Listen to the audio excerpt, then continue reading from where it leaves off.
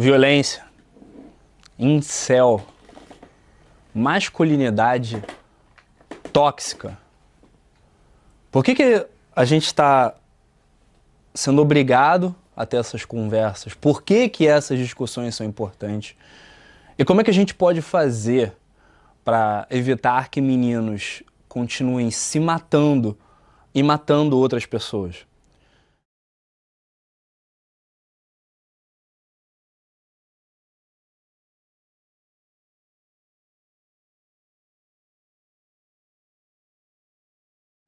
Eu vi esses dias, logo depois da mais nova e mais recente tragédia envolvendo a história de meninos desesperados, querendo se machucar, querendo machucar outras pessoas.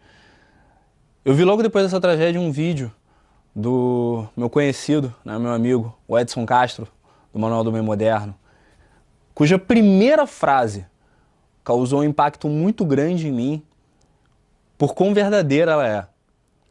O Edson falou no início do vídeo dele: a violência é a única forma de expressão permitida ao homem. E eu quero contar um pouco da minha história pessoal com a violência e te ajudar a entender, ou melhor, te convidar para debater sobre como que a gente pode fazer para resolver esse problema de uma vez por todas.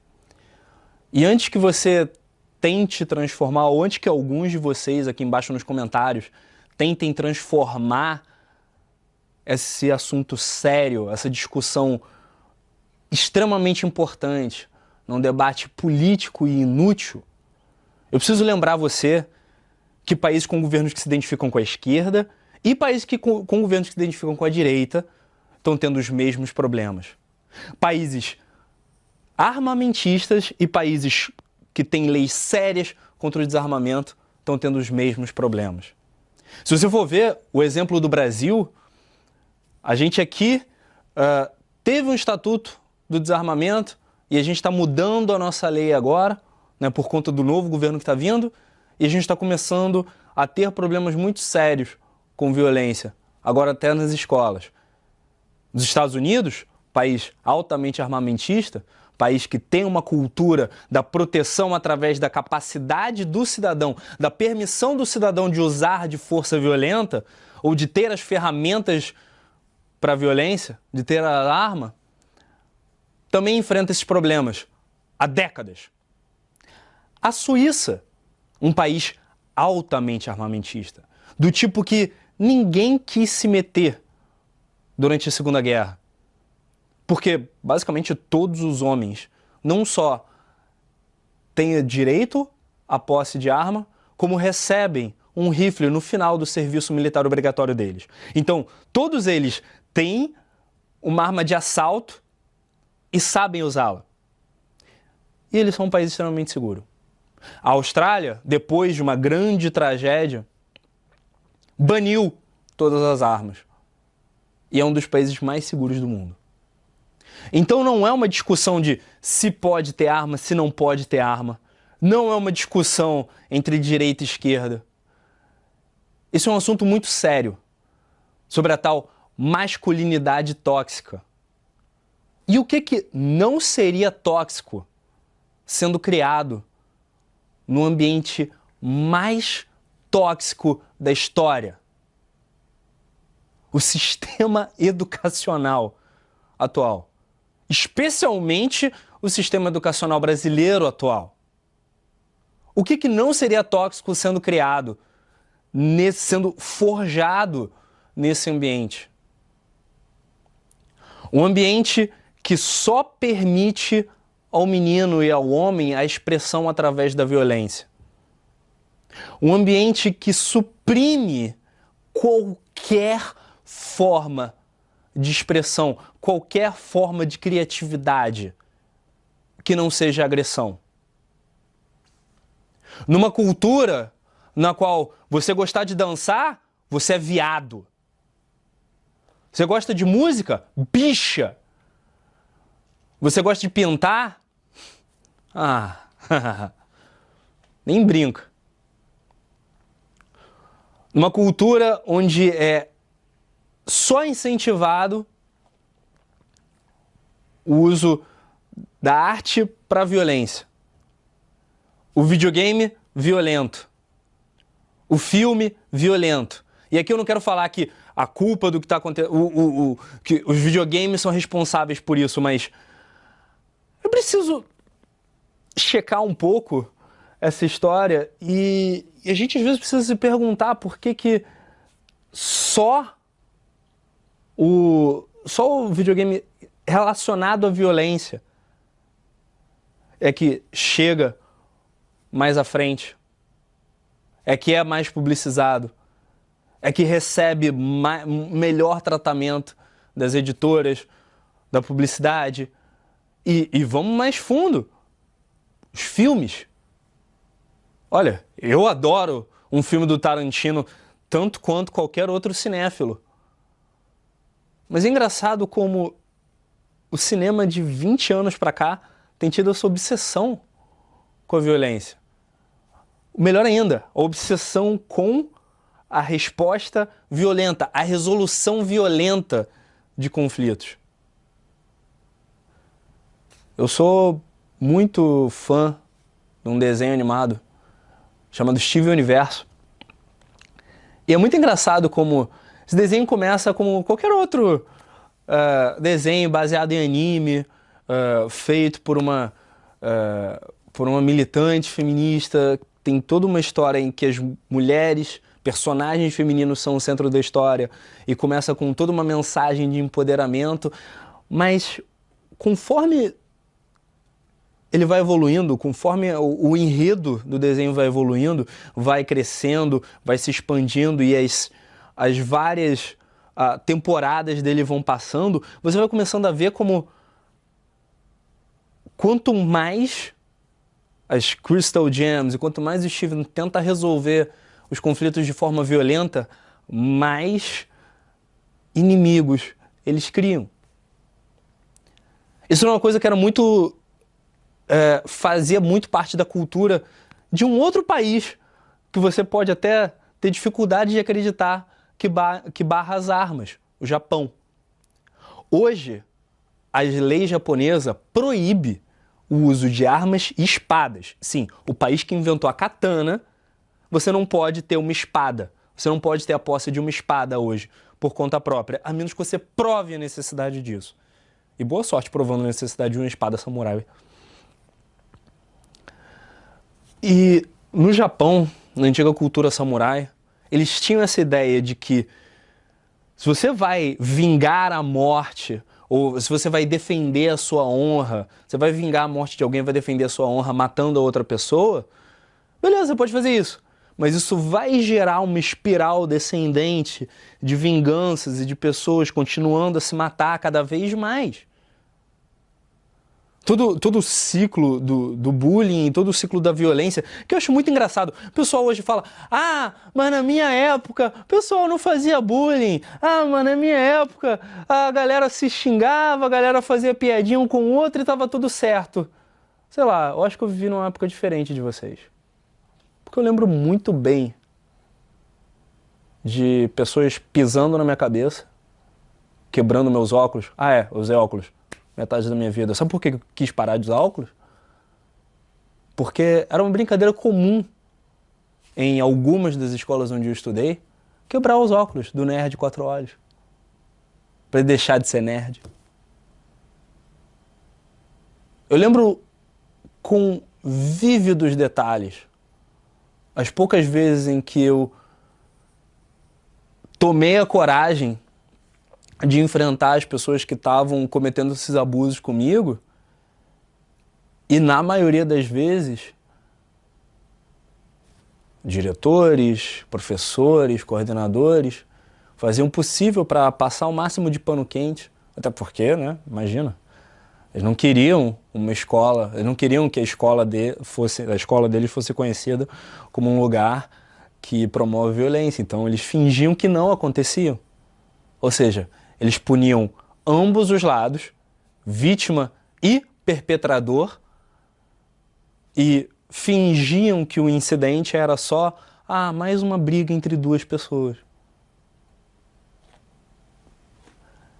eu tive muita sorte e eu me considero muito privilegiado de ter encontrado na literatura, de ter encontrado nos videogames, de ter encontrado na arte um escape para isso. De ter começado a, desde muito antes da minha caminhada no desenvolvimento pessoal, ter começado a buscar uma outra forma de expressão, ter começado a buscar uma outra comunidade que não fosse a minha escola. E da experiência de alguém que sabe e viu de perto essa cultura da violência que tanta gente agora está tentando fingir que não existiu nos anos 80 e 90, mas quem estava lá sabe que existiu. E com a experiência de quem viveu essa cultura de perto, eu tô aqui para dizer: nenhuma ação para botar mais armas nas escolas ou para impedir armas de entrar nas escolas vai resolver esse problema. Nenhuma ação para barrar videogames ou botar mais videogames nas escolas ou botar videogames diferentes. Você pode botar aula de informática com Kerbal Space Program, botar a galera para ficar fazendo foguetinho. Não vai mudar nada enquanto não rolar uma mudança de cima para baixo na educação. Enquanto não acabar essa educação tóxica, essa educação que, na tentativa de manter uma imagem robusta, fragiliza e destrói a vida dos meninos, que, incapazes de colocar uma resistência ao vivo, incapazes de enfrentar aquela situação de frente, vão para os chãs, vão para os fóruns, vão para a internet. Uma terra que, como vocês sabem muito bem, esse lugar aqui é sem lei. E nenhuma lei, nenhuma força, nenhuma polícia realmente controla isso daqui. Vocês podem, no máximo, investigar e punir os envolvidos depois dos fatos ocorrerem, mas isso vai continuar envolvendo meninos morrendo e meninos matando. Eu fico cada vez mais preocupado com isso hoje, tendo um filho de 6 anos. Um filho que eu já tive que mudar de escola por causa de violência na escola. Eu lembro que ano passado, quando teve os primeiros, quando o Ricardo me trouxe os primeiros relatos de que ele estava enfrentando violência na escola dele, a minha primeira reação foi colocar ele no jiu-jitsu e fazer o possível para ensinar ele a lutar de volta. Só que isso só cria mais problema. É óbvio que é importante a pessoa saber se defender, mas para começo de conversa, não deveria existir todo esse trabalho para fingir que não está acontecendo nada. Isso é global, gente, tá? Isso está acontecendo nos Estados Unidos, isso está acontecendo na Europa, isso está acontecendo em outros países. E no fundo, enquanto a gente tratar o carinho pelo outro ser humano, o respeito pelo outro ser humano e a criação de laços verdadeiros como viadagem, como coisa de homossexual, a gente vai ao mesmo tempo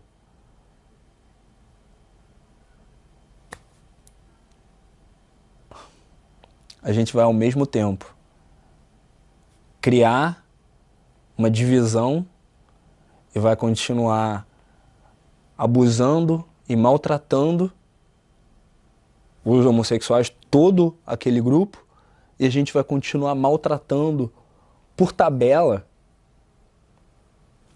todas as crianças, colocando todas elas em risco. Eu acredito de verdade que para a gente começar a ter uma verdadeira solução para isso, a gente precisa aceitar que esse problema está acontecendo. A gente precisa desintoxicar o ambiente escolar. Porque só existe masculinidade tóxica porque a masculinidade, especialmente brasileira, é criada num ambiente tóxico, num ambiente homofóbico, num ambiente que recusa toda e qualquer forma de expressão que possa ter uma potencial chance de fazer você parecer um viadinho.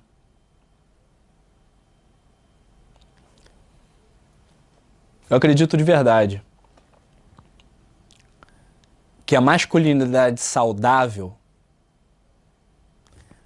nasce da não necessidade de provar sua masculinidade.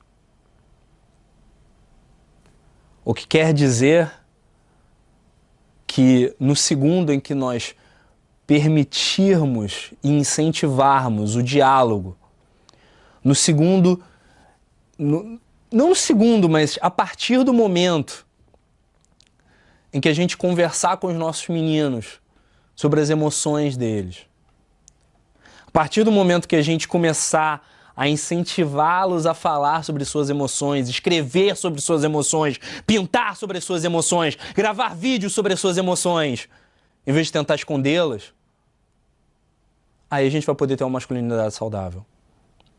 Porque como eu vou trazer um outro exemplo dos japoneses, como se falava antigamente na cultura samurai, nós não temos escudos. Se você não quer ser cortado, é só sair do caminho da espada.